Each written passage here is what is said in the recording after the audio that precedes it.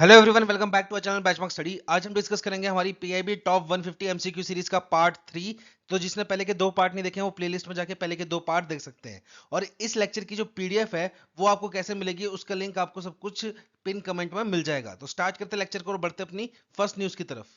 सबसे पहला क्वेश्चन है हमारा रिलेटेड टू पीएम वानी स्कीम। तो हमें यहाँ पे बताना है नीचे दिए गए ऑप्शन में से कौन सा ऑप्शन गलत है रिगार्डिंग टू पीएम वानी स्कीम। तो सबसे पहले हम डिस्कस करते हैं पीएम वानी स्कीम है क्या चीज, और फिर इसमें हम डिस्कस कर लेंगे कौन सा ऑप्शन गलत है। तो पीएम वानी की फुल फॉर्म क्या है हमारी? Prime minister WiFi access network interface. तो ये है हमारी फुल फॉर्म जो कि आपके एग्जामिनेशन पॉइंट ऑफ व्यू से इंपॉर्टेंट है। Prime minister WiFi access network interface. ये लॉन्च कब हुई थी आपकी? ये लॉन्च हुई थी 2020 में। और इसको लॉन्च किसने किया था? डिपार्टमेंट ऑफ टेलीकम्युनिकेशन ने। इसका मेन फोकस एरिया क्या था? जो हमारे कस्टमर्स हैं, जो हमारे लोग हैं, कहां पे? Urban areas as well as rural areas. इनको इजी और फ्री फ्री तो नहीं, मतलब चीप दामों पे, अफोर्डेबल दामों पे वाईफाई फैसिलिटी प्रोवाइड करना, ताकि इनके पास भी इंटरनेट एक्सेस हो सके। तो इसमें क्या बोला है वाई पीएम वानी स्कीम में कि आप एज अ पीडीओ अपने आप को रजिस्टर करवा सकते हो। पीडीओ क्या है? Public data office. अब यहां पे ये काम कैसे करता है? सपोज आपकी अपनी शॉप है, आपकी है अपनी शॉप या आपका है अपना कैफे। ठीक है, आपकी शॉप है या कैफे जहां पे बहुत सारे कस्टमर्स रोज आपकी दुकान पे आते हैं। तो आप क्या कर सकते हो? अपने आप को पीडीओ एनरोल करवा सकते हो, और आप क्या कर सकते हो? अपने कस्टमर्स को वाईफाई फैसिलिटी दे सकते हो। वाईफाई फैसिलिटी दे सकते हो थ्रू पीएम वानी ऐप। अब ये काम कैसे करेगा? सपोज मेरी अपनी दुकान है और मेरी दुकान में कस्टमर आ रहे हैं। तो मैं क्या करूंगा? अपने घर में अपनी दुकान पे ब्रॉडबैंड फैसिलिटी लगवाऊंगा, और उस ब्रॉडबैंड से क्या करूंगा? वाईफाई फैसिलिटी प्रोवाइड करूंगा अपने कस्टमर्स को जो मेरी दुकान पे आएंगे। उनको बोलूंगा देखो आप आधे घंटे के लिए बैठे हो, और अगर आपको नेट चाहिए तो आप क्या करो? पीएम वानी ऐप डाउनलोड करो और उसके थ्रू मेरे जो दुकान का वाईफाई है उसको यूज कर लो। और जितनी देर आप यूज करोगे उसके आपके चार्जेस बन जाएंगे, 10 15 20 रुपए जो भी होंगे वो आप मेरे को पे कर देना जब आप यूज कर बैठोगे। तो इससे क्या होगा? देखो, जो कस्टमर मेरी दुकान पे आएंगे उनको वाईफाई फैसिलिटी भी मिल जाएगी, अच्छा नेट स्पीड मिल जाएगी। दूसरा, मेरे को डबल इनकम हो जाएगी। मेरी दुकान से सामान जो व्यक्ति खरीदेगा वो तो खरीदेगा ही, साथ ही साथ जो मेरी दुकान का इंटरनेट यूज कर रहा है उसके भी मेरे को पैसे मिल रहे हैं, तो मेरी डबल इनकम हो गई। तो ये मेन कंसेप्ट है यहाँ पे पीएम वानी स्कीम का, कि आप अपने आप को पीडीओ की तरह रजिस्टर करवाओ, और अपनी एरिया से अपनी जो भी आपकी दुकान है, फैसिलिटी है, जो भी है, वहां पे आप इंटरनेट वाईफाई फैसिलिटी प्रोवाइड कीजिए कस्टमर्स को। और ये किसके थ्रू होगा? पीएम वानी ऐप के थ्रू। और जो कस्टमर आपकी वाईफाई यूज करेगा थ्रू पीएम वानी स्कीम, उसको उतने टाइम का बिल बन जाएगा, और वो बिल पे करेगा और वो पैसे आपको मिल जाएंगे। तो दोनों को फायदा हो गया। कस्टमर को क्या मिला? वाईफाई अच्छी स्पीड का, और आपको क्या मिले? पैसे मिले। ठीक है। अब यहाँ पे देखिए, यहाँ पे एक चीज जो न्यूज में अभी आई है जिसकी वजह से पीएम वानी स्कीम आपके एग्जामिनेशन पॉइंट ऑफ व्यू से इंपॉर्टेंट बन जाती है, वो क्या है? ये वाली 200 एमबीपीएस वाली। ये रिसेंटली अनाउंस किया आपका जून मंथ में। तो इससे आपकी पीएम वानी पूरी की पूरी स्कीम इंपॉर्टेंट बन जाती है। अब ये पॉइंट क्या है? यहां पे देखो, मैं एग्जांपल से समझाता हूं। समझ लो दो व्यक्ति हैं, एक है आपका राहुल नाम का, एक है आपका सोहन नाम का। अब राहुल क्या है? राहुल करता है आईटी कंपनी में काम, और इसका चल रहा है वर्क फ्रॉम होम। तो इसको काम के लिए जाहिर सी बात है ब्रॉडबैंड चाहिए होगा। तो इसने क्या किया? एयरटेल का 100 एमबीपीएस वाला प्लान लगवा लिया। 100 एमबीपीएस वाला प्लान लगवा लिया, ठीक है, राहुल ने। और वहीं सोहन क्या है? सोहन का अपना कैफे है, और ये अपने आप को रजिस्टर कर रहा है एज अ पीडीओ। और ये चाहता है कि मैं अपने कस्टमर्स को वाईफाई फैसिलिटी दूं थ्रू पीएम वानी ऐप, और उनसे पैसे कलेक्ट करूं, उनसे पैसे कमाऊं मैं। तो सोहन ने भी एयरटेल का 100 एमबीपीएस वाला नेट लगवा लिया अपने कैफे में, ताकि उस नेट का यूज करके मैं वाईफाई फैसिलिटी प्रोवाइड करूंगा अपने कस्टमर्स को। तो देखो यहाँ पे बोला क्या गया है कि राहुल ने तो अपने पर्सनल काम के लिए एयरटेल का 100 एमबीपीएस वाला नेट लगवाया है। तो राहुल के समझ लो मंथली चार्जेस बन रहे हैं ₹500, ₹500 पर मंथ। ये हम एस्टिमेट लगा रहे हैं, ठीक है, असली में कितना मेरे को नहीं पता। वहीं सोहन ने अपने आप को पीडीओ बनाया हुआ है, ठीक है, पब्लिक डाटा ऑफिस, और वो ब्रॉडबैंड लगवा रहा है। तो उस सिनेरियो में जो कंपनी है, ठीक है, जो इंटरनेट सर्विस प्रोवाइडर है या टेलीकम्युनिकेशन कंपनी है, वो सोहन से एक्स्ट्रा चार्ज ले सकती है। और कितना एक्स्ट्रा ले सकती है? मैक्सिमम दुगना, मैक्सिमम ट्वाइस। मतलब सोहन से यहाँ पे वो 100 एमबीपीएस के नेट के ₹1000 पर मंथ ले सकती है। कोई दिक्कत नहीं है इसमें, ठीक है। तो ये फैसिलिटी कब तक है? मतलब एक कंपनी जैसे एयरटेल ही है समझ लो, या इंटरनेट सर्विस प्रोवाइडिंग कंपनी जो है, वो एक पीडीओ से दुगने पैसे ले सकती है, दुगना दाम ले सकती है। कितनी स्पीड तक? 200 एमबीपीएस स्पीड तक। मतलब अगर एक पीडीओ, कोई एक पीडीओ है, ठीक है, वो अपनी दुकान या कैफे या अपने फैसिलिटी में इंटरनेट ब्रॉडबैंड लगवा रहा है ताकि वो उसका उससे वाईफाई बेच सके अपने कस्टमर्स को, तो उससे जो कंपनी चार्ज करेगी वो कितना करेगी? मैक्सिमम दुगना। दुगना पैसा चार्ज कर सकती है up to speed of 200 Mbps. अगर वो कस्टमर, अगर ये पीडीओ 300 एमबीपीएस वाला नेट लगवाता है, तो उस टाइम पे ये इंटरनेट सर्विस प्रोवाइडर जो है इससे 2.5 गुना पैसा भी ले सकते हैं, 3 गुना भी ले सकते हैं, ठीक है। पर अगर वो 200 एमबीपीएस या उससे कम का नेट लगवा रहा है, उससे कम की स्पीड का नेट लगवा रहा है, तब कंपनी वाले सिर्फ दुगना दाम उससे कलेक्ट कर सकते हैं। ये न्यूज़ है आपकी जून मंथ की, और इसकी वजह से पूरी पीएम वानी स्कीम आपके लिए इंपॉर्टेंट हो जाती है। तो एक उसकी फुल फॉर्म, एक कब लॉन्च हुई थी, और कौन से, किसने लॉन्च किया था? तो लॉन्च किसने किया था? डिपार्टमेंट ऑफ टेलीकम्युनिकेशन ने। अब यहाँ पे डिस्कस करते हैं हम कौन सा पॉइंट सही है, कौन सा गलत है। तो सबसे पहला ऑप्शन क्या बोल रहा है आपको? ट्राई के बारे में जो हमने अभी पॉइंट डिस्कस किया, ठीक है। इस पे आपका मैक्सिमम टैरिफ कितना है कि आप दुगना पैसा चार्ज कर सकते हो up to the plan of 200 Mbps. और वहीं अगर 200 एमबीपीएस से ऊपर जाएगा तो दुगने से ज्यादा भी चार्ज कर सकते हो, या दुगने से कम भी चार्ज कर सकते हो, मर्जी है वो कंपनी की।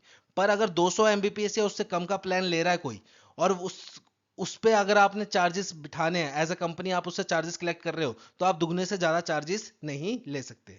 दूसरा पॉइंट भी एकदम सही है। पीएम वानी ऐप किसने लॉन्च की? डिपार्टमेंट ऑफ टेलीकम्युनिकेशन है, इन ईयर 2020। यहां पे गलत कौन सा है आपका? Option number C. क्योंकि ये क्या कर रहा है कि ये ओनली फोकस करता है अर्बन एरिया में, पर ये ओनली अर्बन एरिया में नहीं, रूरल एरिया में भी फोकस करता है, ठीक है। तो ऑप्शन नंबर सी गलत है। तो यहां पर राइट आंसर क्या होगा? ऑप्शन सी, कि ये भाई सिर्फ रूरल में नहीं करता, ये अर्बन में भी करता है, अर्बन के साथ रूरल दोनों में करता है। पर यहां पे ऑप्शन क्या लिखा है कि ओनली इन अर्बन एरियाज। तो यहां पे पॉइंट गलत कौन सा हुआ? Option number C. बाकी सारे पॉइंट आपके सही हैं। बढ़ते हैं नेक्स्ट क्वेश्चन की तरफ। नेक्स्ट क्वेश्चन है हमारा based on prime minister employment generation programme.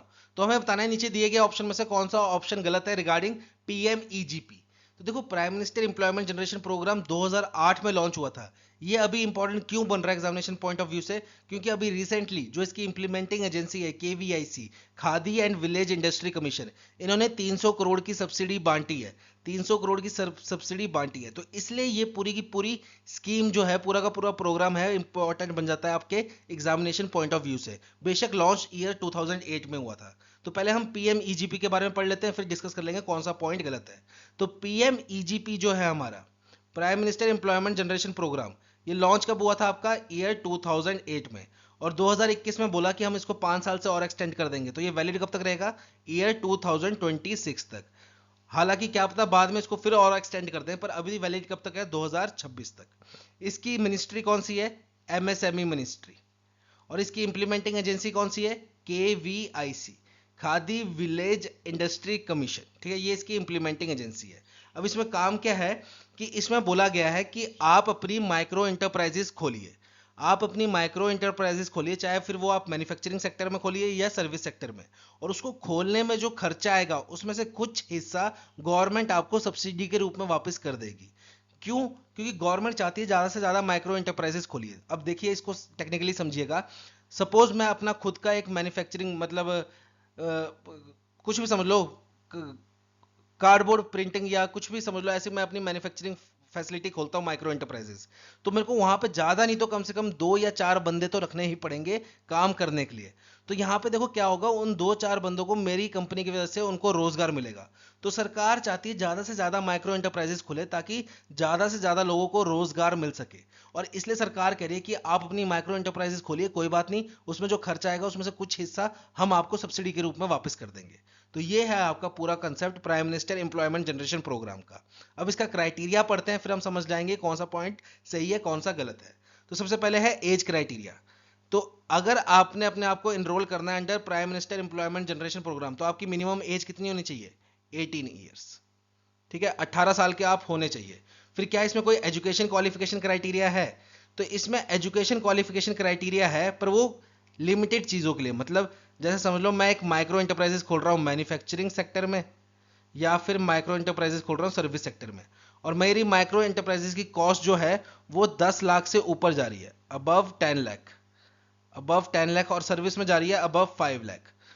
तो क्या कहते हैं, मेरे को एजुकेशन क्वालिफिकेशन चाहिए होगी, और वो कितनी होगी? मिनिमम 8th पास। पर वहीं अगर मैं कोई माइक्रो इंटरप्राइजेस खोल रहा हूँ मैन्युफैक्चरिंग सेक्टर में जिसकी कॉस्ट आ रही है 8 लाख रुपीज, या सर्विस सेक्टर में कोई माइक्रो इंटरप्राइजेस खोल रहा हूँ जिसकी कॉस्ट आ रही है 4 लाख रुपीज, तो कोई एजुकेशन क्वालिफिकेशन क्राइटेरिया रिक्वायर्ड नहीं है। पर अगर मैन्युफैक्चरिंग में 10 लाख से ऊपर जा रहा है और सर्विस में 5 लाख से ऊपर, तो एजुकेशन क्वालिफिकेशन क्राइटेरिया है और वो मिनिमम कितना है, 8वीं पास। ठीक है, अब मैं PMEGP के अंडर इनरोल करना चाहता हूँ, ठीक है, अंडर मैन्युफैक्चरिंग सेक्टर। तो मैक्सिमम कितनी लिमिट है? मैक्सिमम लिमिट है 50 लाख की। अगर मेरा मैन्युफैक्चरिंग माइक्रो इंटरप्राइजेस खोलने का खर्चा 50 लाख से ऊपर जा रहा है, तो मैं अपने आप को PMEGP के अंडर इनरोल नहीं कर सकता। और वहीं सर्विस सेक्टर में अगर मेरा माइक्रो इंटरप्राइजेस खोलने का खर्चा 20 लाख से ऊपर जा रहा है, तो मैं अपने आप को PMEGP के अंडर इनरोल नहीं कर सकता। तो मैक्सिमम लिमिट कितनी है? मैन्युफैक्चरिंग के लिए 50 एंड सर्विस के लिए 20 लाख। अब बात करते हैं हम यहाँ पे सब्सिडी की। सब्सिडी किस रूप में मिलेगी, तो ये चीज समझिएगा। ये आ गया आपका जनरल और ये आ गया आपका स्पेशल कैटेगरी। अब स्पेशल कैटेगरी में आपके बहुत सारी कैटेगरीज हैं, जैसे कि SC ST OBC हो गया, एक्स सर्विसमैन हो गया, वुमेन्स हो गया, हैंडीकैप लोग हो गए, फिर आपके डिफरेंस हिल एरिया वाले लोग हो गए, बॉर्डर एरिया वाले लोग हो गए। फिर अगर आप अपनी जो माइक्रो इंटरप्राइजेज है वो एस्पिरेशनल डिस्ट्रिक्ट में खोल रहे हो, ये सब चीज़ें बहुत सारी कैटेगरीज हैं इसमें, ठीक है, स्पेशल में। तो आप सिंपल से समझिए जनरल और स्पेशल कैटेगरी, मतलब अगर कोई SC ST है, कोई OBC है, तो उनको कुछ अलग से डिस्काउंट मिलेगा। वो क्या मिलेगा हम यहाँ पे डिस्कस कर लेंगे। तो यहाँ पे आ गया जनरल, स्पेशल, फिर आ गया आपका, ये आ गया आपका समझ लो कंट्रीब्यूशन, ये आ गया आपका अर्बन, और ये आ गया आपका रूरल एरिया। अब यहाँ पे क्या है, अगर कोई जनरल कैटेगरी का व्यक्ति अपना खुद का माइक्रो एंटरप्राइजेस खोल रहा है, तो जितनी भी उसकी कॉस्ट है उसमें से उसको 10% अपना पैसा लगाना पड़ेगा, और स्पेशल वालों को 5%। ठीक है, अगर वो जनरल वाला खोल रहा है अर्बन एरिया में, तो उसको सरकार की तरफ से सब्सिडी कितनी मिलेगी? 15% की, और स्पेशल वालों को 25% की। ठीक है, अगर जनरल वाला रूरल एरिया में खोल रहा है तो उसको सब्सिडी कितनी मिलेगी? 25% की, और स्पेशल वालों को 35% की। स्पेशल वालों को 35% की। अब इसका मतलब क्या है? इसका मतलब मैं आपको समझाता हूं। सपोज एक जनरल कैटेगरी का व्यक्ति है, ठीक है, उसने 30 लाख का उसने 30 लाख का एक मैन्युफैक्चरिंग प्लांट खोलना है। ठीक है, मैन्युफैक्चरिंग प्लांट खोलना है, तो उसको 30 लाख में से 10% मतलब 3 लाख रुपए तो अपने खुद के लगाने पड़ेंगे। ठीक है, और अगर वो अर्बन एरिया में खोल रहा है तो 30 लाख का 15%, 30 लाख का 15% कितना हुआ? 4.5 लाख रुपए। 4.5 लाख रुपए उसको सरकार की तरफ से सब्सिडी मिल जाएगी। वहीं अगर वो रूरल एरिया में खोल रहा है तो 30 लाख का 25% उसको सब्सिडी के रूप में सरकार से मिल जाएगा। पर वहीं अगर कोई स्पेशल कैटेगरी का है, स्पेशल कैटेगरी में कौन कौन आ रहा है? SC ST OBC, फिर एक्स सर्विसमैन, फिर विमेंस, फिर क्या कहते हैं, देखो अगर कोई जनरल व्यक्ति है उसकी वाइफ अगर खोल रही है तो वो भी स्पेशल कैटेगरी में आएगी, तो विमेन सारी की सारी स्पेशल कैटेगरी में आ रही है। फिर हैंडीकैप लोग या डिफरेंशियली एबल्ड लोग, वो अगर कोई अपना माइक्रो एंटरप्राइजेस खोल रहा है तो वो भी स्पेशल कैटेगरी में आ रहे हैं। फिर अगर कोई हिली एरिया में खोल रहा है तो वो भी स्पेशल कैटेगरी में आ रहा है। देखो कोई जनरल का व्यक्ति अगर हिली एरिया में खोल रहा है तो वो भी स्पेशल कैटेगरी में आएगा। अगर कोई जनरल का व्यक्ति एस्पिरेशनल डिस्ट्रिक्ट में खोल रहा है तो वो भी आपका किस में आएगा? स्पेशल कैटेगरी में आएगा। स्पेशल कैटेगरी में बहुत सारे लिमिटेशन है। ठीक है, तो उस सिनेरियो में क्या होगा, समझ लो उसने 30 लाख का मैन्युफैक्चरिंग हब खोलना है, तो उसको अपनी पेड अप कैपिटल कितनी रखनी पड़ेगी? 1.5 लाख रुपए। उसको अपनी जेब से कितने पैसे लगाने पड़ेंगे? 1.5 लाख रुपए। बाकी का वो लोन ले सकता है बैंक से। और उसको अर्बन एरिया में डिस्काउंट कितने का मिलेगा? 25% का, और रूरल एरिया में कितने का डिस्काउंट मिलेगा? 35% का। मतलब इतना कॉन्ट्रीब्यूशन सरकार की तरफ से उसको मिल जाएगा। तो यहां पे हमें डिस्कस करना कौन सा पॉइंट ठीक है, कौन सा गलत है। तो ऑप्शन नंबर ए एकदम सही है आपका, 2008 में लॉन्च हुई थी। ऑप्शन नंबर बी भी आपका एकदम सही है कि ये कब तक वैलिड है? 2026 तक वैलिड है। फिर ऑप्शन नंबर सी भी एकदम सही है कि मैक्सिमम लिमिट कितनी है मैन्युफैक्चरिंग सेक्टर की? 50 लाख। सर्विस सेक्टर की कितनी है? 20 लाख। ठीक है, ऑप्शन नंबर डी भी आपका एकदम सही है। जनरल कैटेगरी के लिए 25% की गवर्नमेंट सब्सिडी मिलेगी, ठीक है, और 35% की गवर्नमेंट सब्सिडी मिलेगी स्पेशल कैटेगरी में। और किसको मिलेगी, कहां पे मिलेगी? ये मिलेगी आपकी रूरल एरिया में। और ऑप्शन नंबर ई गलत है यहां पे। देखो यहां पे बात क्या थी, केवीआईसी ने 300 करोड़ की डिस्पर्समेंट तो की है, ठीक है, टू सब्सिडी प्रोवाइड करने के लिए 11,480 सर्विस सेक्टर बेनिफिशियरीज को। पर यहां पे जो क्राइटेरिया दिया सब्सिडी का, ये गलत है। जनरल कैटेगरी के लिए ये कितना होगा? 15%, और स्पेशल कैटेगरी के लिए कितना होगा? 25%। तो यहाँ पे राइट आंसर क्या होगा आपका? ऑप्शन नंबर ई। ठीक है, बढ़ते हैं नेक्स्ट क्वेश्चन की तरफ। नेक्स्ट क्वेश्चन है हमारा बेस्ड ऑन पीएम गति शक्ति के ऊपर। अब देखो, पीएम गति शक्ति आपकी लॉन्च हुई थी ईयर 2021 में, पर ये अभी रिसेंटली न्यूज में आई है, तो इसलिए पूरी की पूरी स्कीम इंपॉर्टेंट हो जाती है। ये रिसेंटली न्यूज में क्यों आई? क्योंकि जो मारुति सुजुकी इंडिया लिमिटेड का प्लांट है मानेसर हरियाणा में, वो क्या बना है? इंडिया का, कंट्री का लार्जेस्ट ऑटोमोबाइल गति शक्ति मल्टी मॉडल कार्गो टर्मिनल बना है। अब इसका मतलब क्या है, ये सब डिस्कस करेंगे हम। सबसे पहले बात करते हैं हम पीएम गति शक्ति की। तो देखो, पीएम गति शक्ति का मेन फोकस क्या है? सभी मिनिस्ट्रीज को एक साथ लाना और एक प्रोजेक्ट पे एक साथ काम करना। ये है सिंपल सा मतलब पीएम गति शक्ति प्रोजेक्ट का। सपोज एक मैन्युफैक्चरिंग हब बना रहे हैं हम, एक मैन्युफैक्चरिंग हब बना रहे हैं, या तो फिर इसको मैन्युफैक्चरिंग हब बोल लो या इंडस्ट्रियल पार्क बोल लो। ठीक है, तो सरकार ने क्या बोला? हम एक मैन्युफैक्चरिंग हब या इंडस्ट्रियल पार्क बनाएंगे। कहाँ पे? मध्य प्रदेश में। तो पहले क्या होता था? पहले सबसे पहले साइट देखी जाएगी, फिर वहां पे फैक्ट्री इंस्टॉल कर दी जाएगी, फिर उसको रोड के साथ कनेक्ट किया जाएगा, फिर काफी टाइम बाद वहां पे रेलवे आएगी, और ये काफी टाइम कंज्यूमिंग प्रोसेस था। पर अब अंडर पीएम गति शक्ति नेशनल मास्टर प्लान के तहत क्या किया जाता है? जहां पे हमने डिसाइड किया है कि भाई क्या कहते हैं, हम यहाँ पे मैन्युफैक्चरिंग हब बनाएंगे। अब देखो, मैन्युफैक्चरिंग हब के लिए क्या क्या चीजें जरूरी हैं। अगर आप एक जगह मैन्युफैक्चरिंग हब बना रहे हो, तो वहां पे काफी ज्यादा रॉ मटेरियल भी आएगा। फिर वो रॉ मटेरियल को हम फिनिश्ड गुड्स में कन्वर्ट करेंगे। फिर वो फिनिश्ड गुड्स आपके ट्रांसपोर्ट भी किए जाएंगे वापस डीलर्स के पास। ठीक है, फिर ऑथराइज डीलर्स होंगे, होलसेलर डीलर्स होंगे, उनके पास वो बांटे भी जाएंगे। तो हमारे को देखो क्या चाहिए? एक ऐसी जगह चाहिए जहां पे हम, मतलब मालगाड़ी भी आ सके, जो ट्रेन होती है, ठीक है, गुड्स कैरियर ट्रेन होती हैं, वो भी आ सके, ताकि हम इजिली ट्रांसपोर्ट कर सकें रॉ मटेरियल को एंड फिनिश्ड गुड्स को। साथ ही साथ हाईवे भी होना चाहिए साथ में, ताकि हम बड़े बड़े कंटेनर जो होते हैं ट्रक के, वो भी आराम से आ सकें, जा सके, रॉ मटेरियल को लेके, फिनिश्ड गुड्स को लेके आराम से आ जा सके। तो ये सब चीजें उस मैन्युफैक्चरिंग हब के आसपास होनी चाहिए। तो अब अंडर पीएम गति शक्ति प्लान क्या किया जाता है? सभी मिनिस्ट्रीज को एक डिजिटल पोर्टल पे अटैच किया जाता है आपस में, और वो सारे मिलके एक साथ प्लान बनाते हैं। तो अब जैसे ये मैन्युफैक्चरिंग हब बन रहा है मध्य प्रदेश में, ये मैंने एग्जांपल लिया, ठीक है, तो यहाँ पे क्या होगा? मैन्युफैक्चरिंग हब बनते बनते साथ में देखना रोड भी बन जाएगी, साथ में आपकी रेलवे लाइंस भी बन जाएगी, साथ में आपकी टेलीकम्युनिकेशन सप्लाई भी हो जाएगी, वाटर सप्लाई भी हो जाएगी, सब कुछ चीजें एक साथ हो जाएंगी। अब अलग अलग नहीं होगा कि पहले 2 साल रोड ही बन रही है, फिर 5-6 साल बाद ट्रेन को, रेलवे वालों को याद आ रहा है कि हाँ भाई इसको हम ट्रेन से भी कनेक्ट करते हैं। वैसा नहीं, एक साथ ही सारे काम हो जाएंगे। तो ये फायदा है पीएम गति शक्ति नेशनल मास्टर प्लान का। ठीक है, तो इसके टोटल 7 इंजन्स हैं। ये मेन इंजन्स हैं पीएम गति शक्ति प्लान के, वो टोटल 7 इंजन्स हैं, ये याद कर लेना। ये कौन कौन से हैं? पहला रोड, फिर रेलवे, फिर ports, waterways, airport, mass transportation and logistic infrastructure. तो टोटल 7 पिलर्स हैं पीएम गति शक्ति प्लान के। ठीक है, तो ये चीज इंपॉर्टेंट है। तो यहाँ पे देखो कौन कौन से पॉइंट सही हैं। ई पॉइंट तो एकदम सही है क्योंकि ये अभी रिसेंटली हुआ है। ए पॉइंट भी सही है, बी भी सही है, सी भी सही है। गलत कौन सा है? डी। यहाँ पे पीएम गति शक्ति जो है, जो कि डिजिटल मास्टर प्लान टूल है, इसको डेवलप्ड एनआईसी ने नहीं किया है, इसको डेवलप्ड एनआईसी ने नहीं किया है, इसको डेवलप किया है BISAGN ने। ठीक है, तो यहाँ पर राइट आंसर क्या है? Option number D. तो BISGN की फुल फॉर्म क्या है? Bhaskaracharya national institute for space application and geo informatics. ठीक है, साथ ही साथ यहाँ पे क्या होगा? यहाँ पे GIS का यूज किया जाएगा। जैसे समझ लो मैंने ये कहा ना, मैन्युफैक्चरिंग हब बनाएंगे हम मध्य प्रदेश में, तो जो साइट है उसकी सारी इंफॉर्मेशन GIS के थ्रू निकाली जाएगी, ज्योग्राफिकल इंफॉर्मेशन सिस्टम। एक तरीके का डिजिटल मैप होता है जो कि पूरी लोकेशन के बारे में बता देता है। फिर वो रोड से कितनी दूर है, रेलवे लाइन से कितनी दूर है, अगर हम वो एरिया को रेल के साथ कनेक्ट कर पाएंगे कि नहीं, इजीली हाईवे के साथ कनेक्ट कर पाएंगे कि नहीं, वो सब आपको GIS के थ्रू पता चल जाएगा। और ये एक तरीके का मैप बनाएगी फिर, कि यहाँ से आप इस तरीके से रोड के साथ कनेक्ट कर सकते हो, इस तरीके से आप रेलवे के साथ कनेक्ट कर सकते हो। ये सब चीजें बनाएगी ऑनलाइन। ठीक है, और उसको स्टोर किस पे किया जाएगा?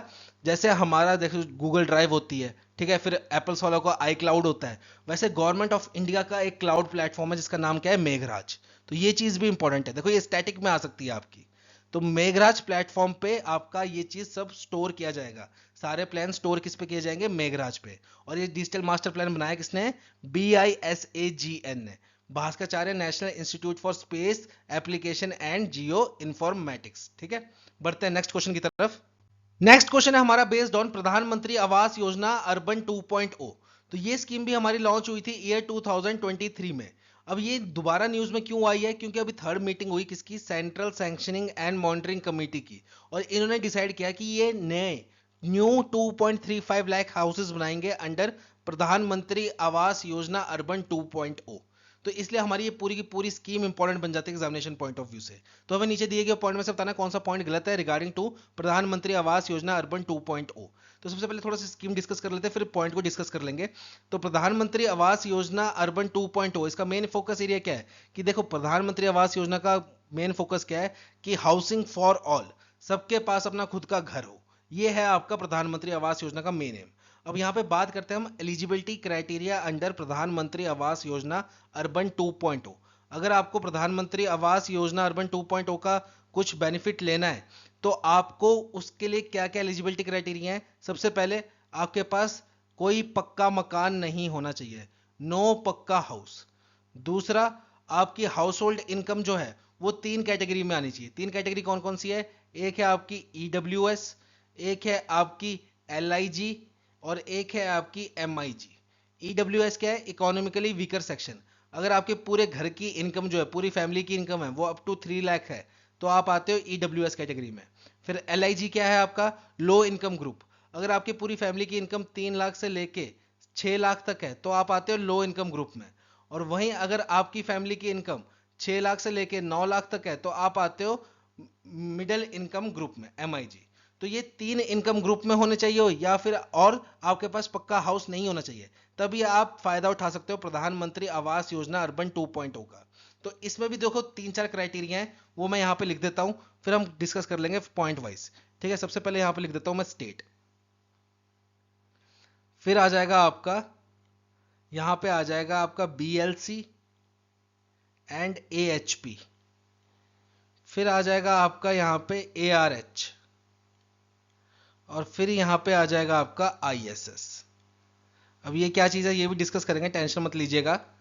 यहाँ पे ये आ जाएगा ऐसे, ये आ जाएगा ऐसे, और ये आ जाएगा आपका ऐसे। ठीक है, ये हो गया। अब बात करते हैं हम यहाँ पे स्टेट्स की। अगर हम बात करें नॉर्थ ईस्टर्न स्टेट, या फिर एचपी हो गया, या फिर उत्तराखंड हो गया, फिर या फिर UT of Jammu and Kashmir, Puducherry and Delhi, in states की और यूटी की, फिर ऑल अदर यूटीज, और फिर लास्ट में आ जाएगा रिमेनिंग स्टेट्स। जैसे north eastern state, HP, UK को हटा के जो बाकी स्टेट्स बच गए, रिमेनिंग स्टेट्स। अब यहां पे क्या है आपका बीएलसी, बीएलसी का मतलब है बेनिफिशियरी लेड कंस्ट्रक्शन, और एएचपी का मतलब है अफोर्डेबल हाउसिंग इन पार्टनरशिप। मतलब आपका खुद का पक्का मकान नहीं है, आप अपना पक्का मकान बना रहे हो तो उसमें गवर्नमेंट कितना हेल्प करेगी, खुद का पक्का मकान बना रहे हो यानी कि बीएलसी। एएचपी का मतलब अफोर्डेबल हाउसिंग इन पार्टनरशिप, मतलब जैसे कि कोई प्राइवेट पार्टनर, जो प्राइवेट कंपनीज हैं वो पक्के मकान बना रही है, ठीक है, आपके बिहाफ पे, और आप उसको परचेज करना चाहते हो तो गवर्नमेंट ऑफ इंडिया की तरफ से आपको कितना पैसा मिलेगा, ये है आपका फर्स्ट सेक्शन। एआरएम क्या है, जैसे देखो माइग्रेंट वर्कर्स होते हैं, ठीक है, उनके पास भी पक्के मकान नहीं है, पर वो वहां पे पक्का मकान बनाना भी नहीं चाहते, ना खरीदना चाहते हैं। क्यों?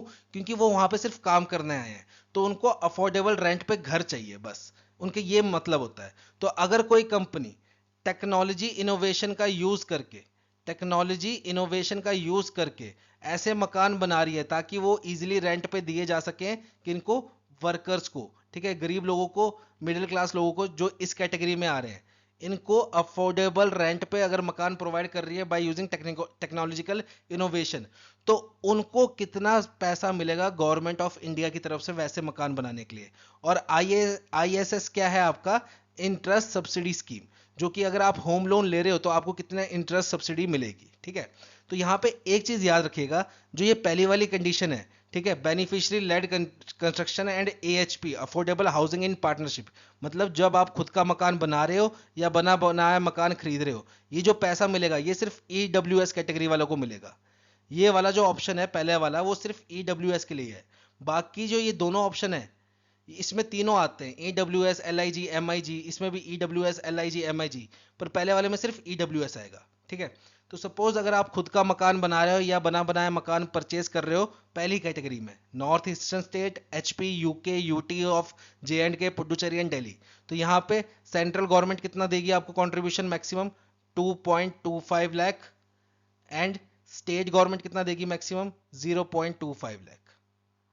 बाकी ऑल अदर यूटीज में सारा का सारा कंट्रीब्यूशन कौन देगा, सेंट्रल गवर्नमेंट 2.5 लाख, और रिमेनिंग स्टेट में सेंट्रल गवर्नमेंट देगी 1.5 लाख एंड स्टेट गवर्नमेंट देगी 1 लाख।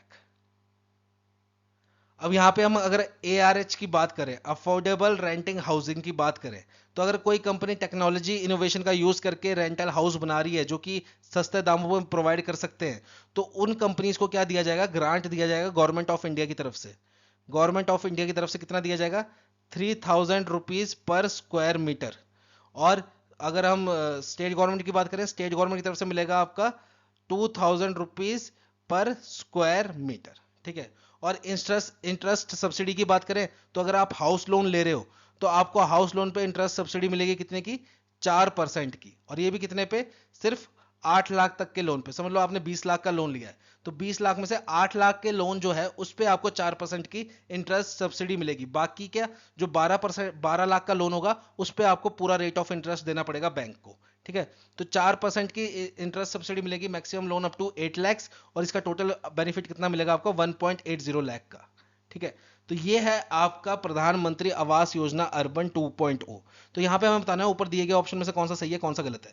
तो पहला ऑप्शन आपका एकदम सही है, ठीक है, पहला ऑप्शन आपका एकदम सही है।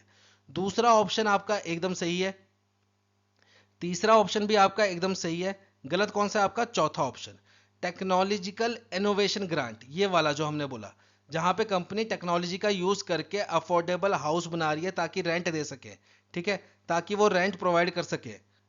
तो उस सिनेरियो में क्या होगा आपका, सरकार की तरफ से, सेंट्रल गवर्नमेंट की तरफ से 2000 नहीं 3000 रुपए मिलेंगे, एंड स्टेट की तरफ से 3000 नहीं 2000 मिलेंगे। तो यहां पे गलत कौन सा ऑप्शन है, ऑप्शन नंबर डी। तो राइट आंसर क्या होगा, ऑप्शन डी, ठीक है। बढ़ते हैं नेक्स्ट न्यूज की तरफ। नेक्स्ट क्वेश्चन आपका इंपॉर्टेंट क्वेश्चन है, क्यों, क्योंकि इंडिया की एनिमेशन फिल्म है जिसका नाम क्या है, देसी उन, ठीक है, देसी उन, इसको क्या मिला है, जूरी अवार्ड मिला है for best commission film at Annecy international animation film festival, जो कि कहां हुआ था आपका, फ्रांस में। तो हमें बताना है इस फिल्म के डायरेक्टर कौन है। तो इस फिल्म के डायरेक्टर हैं आपका option number B, Suresh Eriyat ji, ठीक है। तो जो देसी उन फिल्म है ना, ये काफी इंपॉर्टेंट क्यों है, क्योंकि इसको देखो वेव्स में भी अवार्ड मिला था, वेव्स अवार्ड्स ऑफ एक्सीलेंस में भी इसको बेस्ट फिल्म का अवार्ड मिला था। तो वेव्स की फुल फॉर्म भी आपकी इंपॉर्टेंट है, वेव्स की फुल फॉर्म क्या है आपका, world audio visual and entertainment summit. और ये किसके कोलैबोरेशन के साथ मिलकर बनाई गई है वेव समिट, ये बनाई गई है आपकी ministry of information and broadcasting के साथ मिलकर, ठीक है। तो देसी उन फिल्म के डायरेक्टर कौन है, सुरेश एरियात जी। तो ये इंपॉर्टेंट है आपके एग्जामिनेशन पॉइंट ऑफ व्यू से। बढ़ते हैं नेक्स्ट क्वेश्चन की तरफ। नेक्स्ट क्वेश्चन है हमारा बेस्ड ऑन DPIIT। तो department for promotion of industry and internal trade ने रिसेंटली क्या किया है, एक MOU साइन किया है प्राइवेट डिजिटल प्लेटफॉर्म के साथ, ताकि ये प्रमोट कर सके हमारे यूथ्स में, specially in tier 2 tier 3 and rural India के यूथ्स में, कि वो अपना खुद का स्टार्टअप स्टार्ट करें या इनोवेशंस करें या एंटरप्रेन्योरशिप करें by using AI power tool. और ये सब कुछ किसके प्रोजेक्ट के तहत हो रहा है, अंडर भारत प्रोजेक्ट। ये सब कुछ किया जा रहा है अंडर भारत प्रोजेक्ट, जिसका टारगेट क्या है, 1 मिलियन यूथ को, 1 मिलियन यूथ को एंटरप्रेन्योरशिप की तरफ मोटिवेट करना। तो DPIIT ने किस प्लेटफॉर्म के साथ ये टाई अप किया है, कि कौन से प्राइवेट प्लेटफॉर्म के साथ टाई अप किया है। तो राइट आंसर है आपका option number B, your story media private limited के साथ। अब यहां पे एक क्वेश्चन और बन सकता है आपका स्टैटिक टाइप का, DPIIT जो है वो कौन सी मिनिस्ट्री के अंडर आता है। तो ये आता है हमारा ministry of commerce and industry, ठीक है। तो ये उसके अंडर आता है कौन, DPIIT, ठीक है। बढ़ते हैं नेक्स्ट क्वेश्चन की तरफ। नेक्स्ट क्वेश्चन है हमारा बेस्ड ऑन प्रधानमंत्री सूर्य घर मुफ्त बिजली योजना। अब इसका जिक्र कैसे हुआ, ये भी ईयर 2024 में लॉन्च हुई थी। तो देखो अभी रिसेंटली क्या किया है, ministry of new and renewable energy ने एक सिटी एक्सेलरेटर प्रोग्राम लॉन्च किया है। अब ये जो सिटी एक्सेलरेटर प्रोग्राम है, इसका मेन फोकस एरिया क्या है कि जो सिटी है हमारी, ठीक है, जिन सिटीज में ये लॉन्च किया गया है उन सिटीज में मैक्सिमम से मैक्सिमम सोलर रूफटॉप पैनल लगाए जाएं, फिर प्रॉपर स्टोरेज फैसिलिटीज प्रोवाइड की जाए, इलेक्ट्रिसिटी स्टोरेज फैसिलिटीज, ताकि ज्यादा से ज्यादा सोलर पैनल्स लगाए जा सके। मतलब मेन फोकस एरिया क्या है इस सिटी एक्सेलरेटर प्रोग्राम का? टू बूस्ट पीएम सूर्य घर मुफ्त बिजली योजना। तो डायरेक्टली घूम फिर के बाद किस पे आ गई? पीएम सूर्य मुफ्त बिजली घर योजना के तहत। तो यहाँ पे देखो दो क्वेश्चन कवर हो गए। एक, सिटी एक्सेलरेटर प्रोग्राम जो है वो कौन सी मिनिस्ट्री ने लॉन्च किया है? तो वो कौन सी मिनिस्ट्री? हमारी ministry of new and renewable energy. Under which project city accelerator programme is launched? तो ये कौन सा प्रोजेक्ट है? पीएम सूर्य घर मुफ्त बिजली योजना, उसके तहत सिटी एक्सेलरेटर प्रोग्राम लॉन्च किया गया है। अब यहाँ पे हमें क्वेश्चन बताना है कि पीएम सूर्य घर मुफ्त बिजली योजना के तहत कौन से पॉइंट सही है, कौन से गलत है।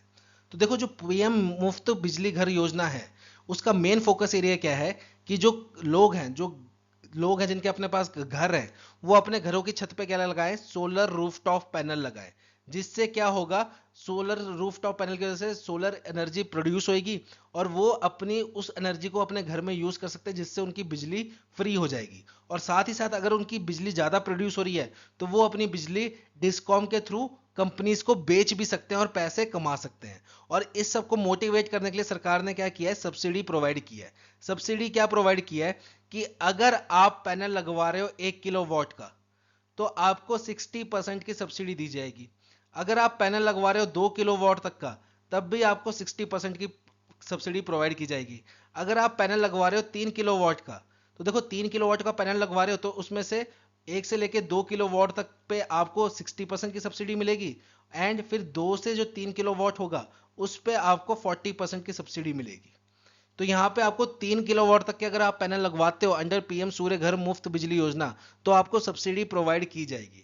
और इस सब्सिडी की वैल्यूएशन जो कैलकुलेट करके निकाली है इन्होंने, वो कितनी निकाली है कि 1 किलोवाट पे आपको लगभग 30,000 रुपए का बेनिफिट मिलेगा सब्सिडी में, 2 किलोवाट पे आपको 60,000 का बेनिफिट मिलेगा सब्सिडी में, एंड 3 किलोवाट पे आपको 78,000 का बेनिफिट मिलेगा अंडर दिस सब्सिडी। ठीक है, तो ये चीज है आपकी। और इनका टारगेट क्या है? 1 करोड़ हाउस होल्ड को सोलर पैनल से मतलब इंस्टॉल करवाना। 1 करोड़ हाउस होल्ड पे, 1 करोड़ मकान पे सोलर पैनल इंस्टॉल करवाना, जिससे क्या होगा? उनकी 300 यूनिट्स इलेक्ट्रिसिटी फ्री हो जाएगी महीने की। ये है इनका मेन फोकस एरिया। तो यहाँ पे कौन कौन से पॉइंट सही है, कौन कौन से गलत है? ऑप्शन नंबर ए एकदम सही है, it was launched on 15 February 2024। Option B भी एकदम सही है, 2 किलोवाट तक आपको 60% की सब्सिडी मिलती है। ऑप्शन सी गलत है, सब्सिडी आपकी 3 किलोवाट तक है। 3 किलोवाट के आगे आपको कोई सब्सिडी नहीं मिलेगी। सब्सिडी आपकी मैक्सिमम कैप्ड है 3 किलोवाट तक, ना कि 4 किलोवाट तक। तो यहाँ पे राइट आंसर क्या होगा आपका? Option number C. Option number D क्या बोल रहा है? जैसे कोई स्पेशल स्टेट्स हैं, जैसे हिल एरिया वगैरह वाले जो स्टेट्स हैं, उसमें 10% की एक्स्ट्रा सब्सिडी भी है पर किलोवाट पे। जैसे कि यहाँ पे देखो 1 किलोवाट पे 60% की सब्सिडी मिल रही है ना, पर स्पेशल स्टेट्स में क्या होगा? 1 किलोवाट पे 70% की सब्सिडी मिलेगी। ठीक है, और स्कीम का टोटल बजट कितना है? 75,021 करोड़ रुपीज का। ये चीज हमेशा याद रखना। ठीक है, तो स्कीम का बजट कितना है? 75,021 करोड़ रुपीज का। बढ़ते हैं नेक्स्ट क्वेश्चन की तरफ। नेक्स्ट क्वेश्चन है हमारा बेस्ड ऑन स्टेटमेंट। तो यहाँ पे क्या हुआ है, हमारे union minister S D Kumaraswamy ji ने क्या किया था? रिसेंटली विजिट किया था सलीम स्टील प्लांट में, जो कि एक यूनिट है अंडर सेल। सेल क्या है? हमारा steel authority of India limited. तो उसकी एक प्लांट है सलीम स्टील प्लांट। वहां पे विजिट किया हमारे union minister S D Kumaraswamy ji ने, और वहां पे उन्होंने बोला कि इंडिया को हम ग्लोबल हब बनाएंगे इन मैन्युफैक्चरिंग ऑफ स्टील। तो यहाँ पे उनका टारगेट क्या है? इंडिया का टारगेट क्या है कि 2030 तक कितना स्टील प्रोड्यूस करने का इंडिया का टारगेट है? ये है क्वेश्चन यहाँ पे। तो यहाँ पे राइट आंसर है हमारा option number C, 300 million ton of steel production by 2030 and net zero carbon emission country by 2070। ये इंडिया का टारगेट है। अब यहाँ पे एक चीज और पूछी जा सकती है, वो क्या? ये जो सलीम स्टील प्लांट है ये कहाँ लोकेटेड है? तो ये लोकेटेड है हमारा कहाँ पे? तमिलनाडु में। और ये सलीम नाम क्यों पड़ा है? जगह की नाम की वजह से। जगह का नाम भी क्या है? सलीम। तो सलीम जगह जो है, जहाँ जो कि कहाँ है? तमिलनाडु में। वहां पे ये प्लांट हमारा लोकेटेड है, सलीम स्टील प्लांट, जो कि यूनिट है किसकी? सेल की, steel authority of India limited की। ठीक है, बढ़ते हैं नेक्स्ट क्वेश्चन की तरफ। नेक्स्ट क्वेश्चन है हमारा बेस्ड ऑन उल्लास नव भारत साक्षरता कार्यक्रम। अब यहाँ पे क्या है? त्रिपुरा रिसेंटली इंडिया का 3rd स्टेट बन गया है जो कि फुली लिटरेट स्टेट है अंडर उल्लास स्कीम। तो यहाँ पे हमें नीचे दिए गए पॉइंट में से बताना कौन सा सही है कौन सा गलत है। तो सबसे पहले उल्लास का फुल फॉर्म इंपॉर्टेंट है, वो क्या है हमारा, understanding life long learning for all in society. अब ये जो उल्लास स्कीम है ये फोकस किस पे करती है, हमारे वो लोगों पे जो कि 15 साल से ऊपर के हैं, 15 प्लस ईयर्स के जो लोग हैं उनके ऊपर फोकस करती है। और इनका एम क्या है, जो 15 साल से ऊपर के लोग हैं इनको फुली लिटरेट बनाना, फुली लिटरेट बनाना। अब ये एक स्टेट को फुली लिटरेट कब बोलती है, जब इसमें 15 साल के जो ऊपर वाले लोग हैं उनमें से 95% लोग जो हैं वो लिटरेट बन जाते हैं, तब ये स्टेट को फुली लिटरेट स्टेट बोल देती है। अब त्रिपुरा का लिटरेसी रेट कितना है, 95.6, मतलब त्रिपुरा में जो 15 साल से ऊपर के लोग हैं 100, उसमें से 95.6 लोग जो हैं वो क्या है, फुली लिटरेट है। तो ये मतलब होता है इसका, ठीक है। अब यहाँ पे पहला देखो, त्रिपुरा जो है वो थर्ड स्टेट बना है, तो फर्स्ट एंड सेकंड स्टेट कौन सा है, पहला स्टेट था मिजोरम, दूसरा था गोवा। तो यहाँ पे कौन कौन से ऑप्शन सही है, पहला ऑप्शन एकदम सही है, दूसरा एकदम सही है, तीसरा गलत है। उल्लास प्रोग्राम 6 से 14 साल के बच्चों पे टारगेट नहीं करता, बल्कि 15 साल से ऊपर वालों के ऊपर टारगेट करता है। तो यहाँ पे गलत कौन सा है, ऑप्शन नंबर 3। और ऑप्शन नंबर 4 भी सही है कि उल्लास की फुल फॉर्म क्या है, understanding life long learning for all in society. तो यहाँ पे राइट आंसर क्या होगा, 1, 2 एंड 4 आर करेक्ट, यानी कि option number B is correct answer. ठीक है, बढ़ते हैं नेक्स्ट क्वेश्चन की तरफ। नेक्स्ट क्वेश्चन है हमारा बेस्ड ऑन मैचअप के ऊपर, कि हमने जो ये रिसेंटली मैचअप किए हैं ये ठीक किए हैं कि नहीं किए हैं। तो सबसे पहला मैचअप क्या है कि CSIR-NIIST ने नेक्टर के साथ मिलके एक MOU साइन किया है। और ये MOU किस लिए साइन किया है कि नॉर्थ ईस्टर्न स्टेट्स में अब ये क्या लगाएंगे, plant based vegan leather products बनाने की, मैन्युफैक्चरिंग बनाने की प्रक्रिया फैक्ट्रीज लगाएंगे, कहा, नॉर्थ ईस्टर्न स्टेट्स में। मतलब इसमें जो लेदर बनाया जाएगा वो एनिमल स्किन का यूज करके नहीं बनाया जाएगा, बल्कि प्लांट्स का यूज करके वो लेदर बनाया जाएगा, वीगन लेदर बनाया जाएगा। तो पहला ऑप्शन आपका एकदम सही है। दूसरा है आपका MOPR, मिनिस्ट्री ऑफ पंचायती राज। इसने किसके साथ टाइप किया, IIM अहमदाबाद के साथ टाइप किया, ताकि जो पंचायत से हमारी, ठीक है, जो इंडिया में पंचायत होती हैं उनके मेंबर्स को ट्रेन किया जा सके, ताकि वो अपना खुद का रेवेन्यू सोर्स जनरेट कर सके। तो ऑप्शन 2 भी एकदम सही है। तीसरा ऑप्शन है कि नेक्टर जो है वो आता है आपका ministry of commerce and industry के अंडर। तो ऑप्शन नंबर 3 गलत है, ये ministry of commerce and industry के अंडर नहीं आता, ये आता है ministry of science and technology के अंडर। ठीक है, तो यहाँ पे राइट आंसर क्या होगा आपका, option number B, 1 and 2 are correct. अब ये इनकी फुल फॉर्म, जैसे CSIR, NIIST, नेक्टर, MOPR, इनकी फुल फॉर्म मैंने आपको यहाँ पे लिख दी है। ठीक है, CSIR की फुल फॉर्म क्या है, council of scientist and industrial research. फिर ऐसे ही NIIST की फुल फॉर्म, फिर नेक्टर की फुल फॉर्म, और MOPR क्या है, मिनिस्ट्री ऑफ पंचायती राज। ठीक है, तो ये आपकी फुल फॉर्म थी। तो ये था आज का सेशन, बहुत जल्द मिलेंगे आपको नई वीडियो के साथ। Till then have a nice day.